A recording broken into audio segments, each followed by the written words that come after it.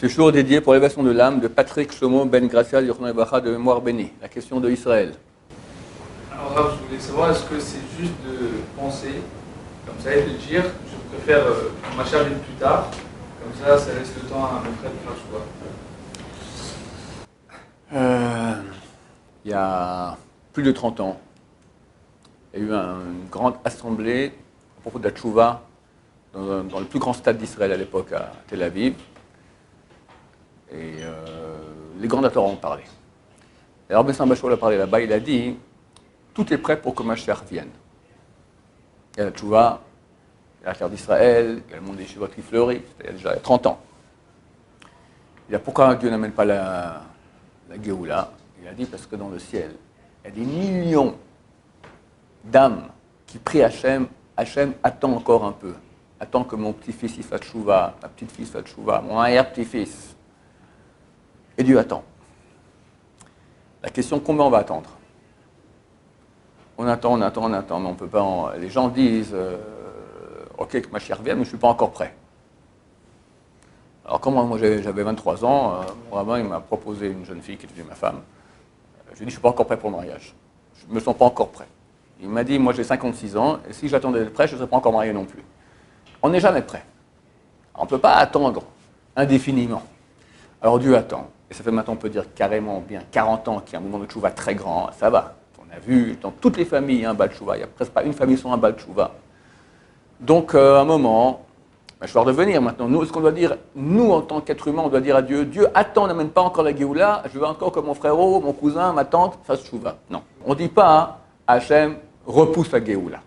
On dit, amène-la le plus rapidement possible et fasse que mon cousin, ma tante et moi-même fassent tchouva avant. Comme ça, tu as tout gagné. Et il vient vite, et tu fais tchouva rapidement. On ne peut pas, nous, on a une mitzvah absolue, sacro-sainte, de demander la Géoula. Je vous lis ici, j'ai demandé à Noam de m'amener ça maintenant, dans le calendrier. J'ai lu ça, et ça m'a fait un super choc. Il y a ici deux écrits, un du Ramban, Nachmanide, et un du Yabetz. Yabetz, c'était un des grands de la génération, Rabbi Yaakov Ben Tzvi Emdin, il y a 300 ans, grand de la génération.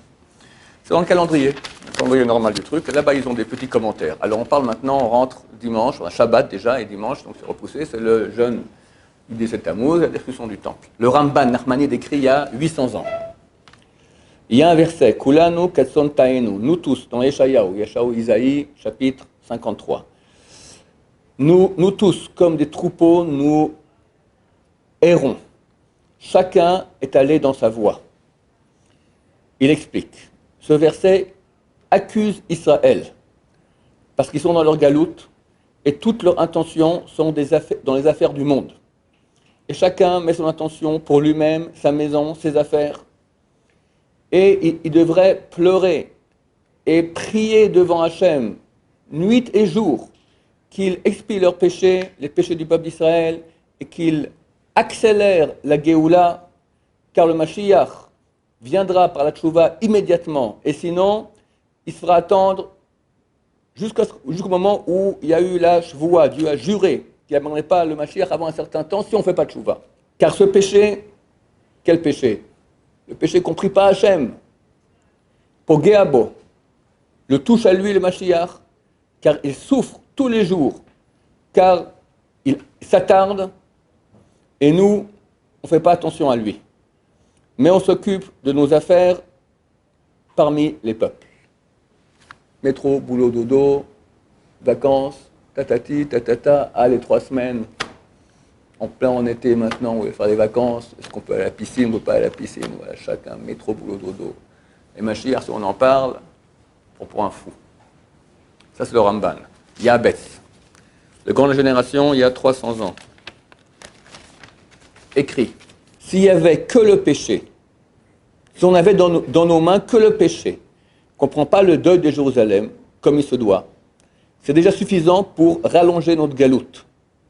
Et à mon avis, c'est la raison la plus grande et la plus dévoilée, la plus énorme et la plus forte qui a amené toutes les shmadot, tous les anéantissements terribles, énormes, époustouflants, terrorisants, terrorisant nos pensées que nous avons vues durant notre galoute, dans tous les endroits de notre galoute. Il n'a pas vu la Shoah, il n'a pas vu Staline, déjà à son époque. Car ce deuil est sorti de notre corps. On a oublié Jérusalem, elle ne monte pas sur notre corps, elle est comme un mort dans notre corps qui a été oublié. À mon avis, c'est la source de tous les malheurs. Les shmadot, les persécutions terribles. Alors il faut crier Hachem, on veut que la Géoula vienne, mais toutes nos forces, toutes nos forces, toutes nos forces. Ah, on va donner des conseils à Hachem, non pas encore, parce qu'il y a encore lui qui doit venir, ça va. Ah.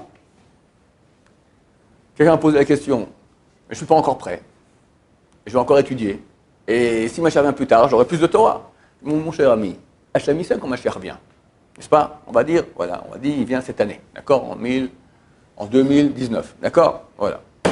Hachem sait cela. Maintenant, il t'a fait naître exactement, t'as quel âge? 19 ans, en 2000.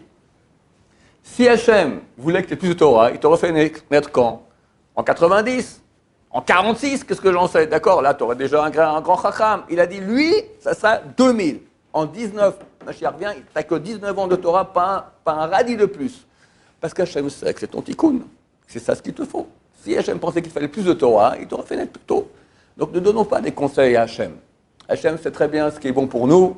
On doit vouloir que son nom grandisse, son honneur grandisse dans le monde, sa présence. Il veut tellement nous donner, et nous on l'empêche parce qu'on pense à nos petits trucs idiots toute la journée.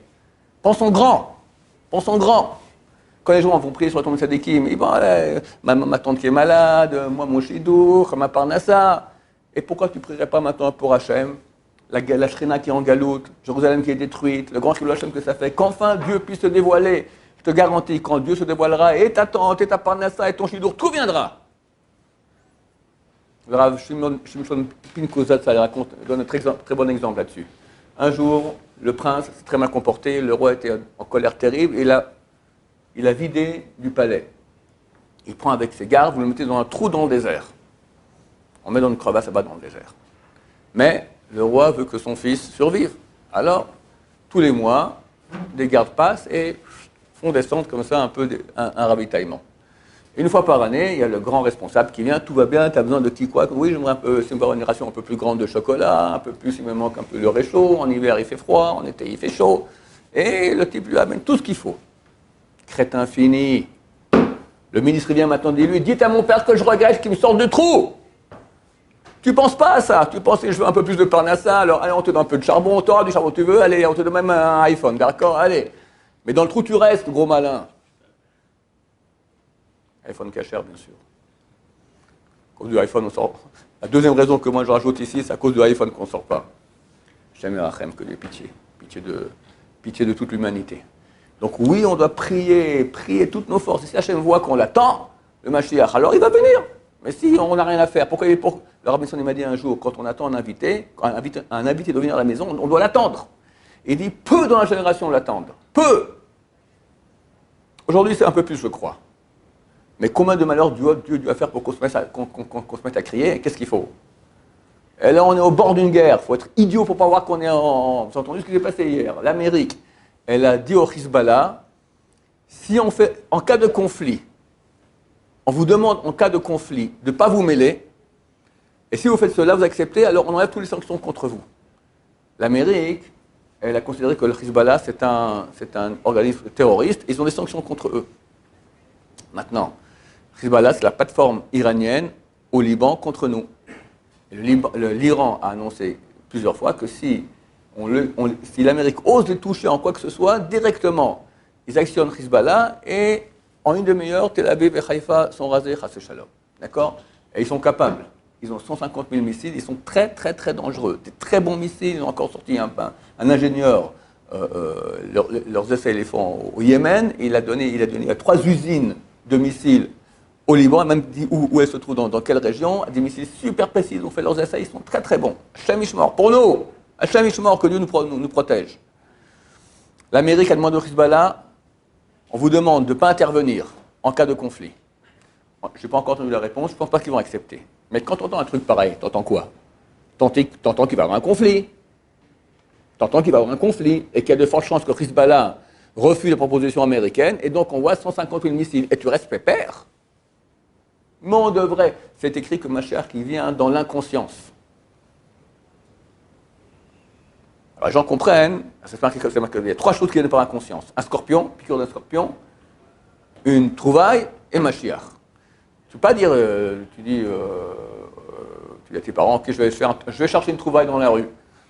Ça ne marche pas comme ça. Tu te balades, tac, comme ça, par inconscience, tu l'as trouvé. Comme ça, tout d'un coup, Mashiach, il vient. Alors les gens ils disent, au contraire, il ne faut pas l'attendre. C'est archi faux. Le Mashiach, il faut l'attendre, il faut créer, c'est une mitzvah. C'est la première question qu'on t'arrive au Olam Haba. Il y en a qui dit la première question et qui dit la troisième question. Est-ce que tu as attendu? Tu as attendu, pas t'as cru, tu as attendu la Géoula. Troisième question qu'on te pose quand tu arrives au Olam Haba. Alors c'est quoi inconscience? C'est quoi inconscience? Ben, c'est nous. Tout le monde, comme Mashiach, il arrive. On devrait faire une tchouva d'enfer. On devrait se rouler par terre dans la neige, dans les, je sais pas, à l'époque, le faux Messie, Shabbat Tzvi, les enfants et les femmes ont jeûné 3 jours de suite, non-stop, 72 heures sans manger et boire. Et la vie continue pépère. C'est ça que Mashiach vient dans l'inconscience. On est complètement inconscient. Mais au moins, qu'on soit un tout petit peu au moins pour dire Hachem, sauve-nous. Amen Mashiach, Amen la Géoula. Voilà. Bon, j'espère que ce cours va nous réveiller un peu et que Dieu aura pitié de nous. On lui demande d'amener la Géoula Berachamim, en miséricorde, sans effusion de sang, sans souffrance. On a déjà trop souffert. Ça y est, qu'il vienne, qu'il nous sauve. Amen.